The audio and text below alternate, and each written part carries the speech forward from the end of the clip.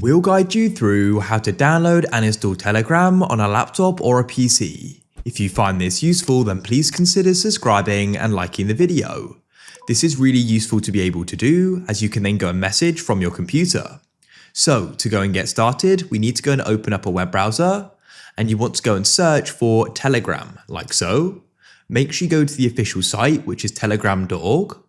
Here we are. And then what you need to do is you need to go and scroll down, and you should go and see Telegram for PC/Linux, which you can click on. Now we can click on Get Telegram for Windows, and then it should go and start downloading, as you can see. What we need to do is go and locate the installer. We can go and open up our file explorer and come to our downloads like so. We can click it over to the left, and here it is. And all you need to do is go and double click on it like so, and we can start the installation process. Choose the language. You can choose where it's installed, that's fine with me, and we can then press next.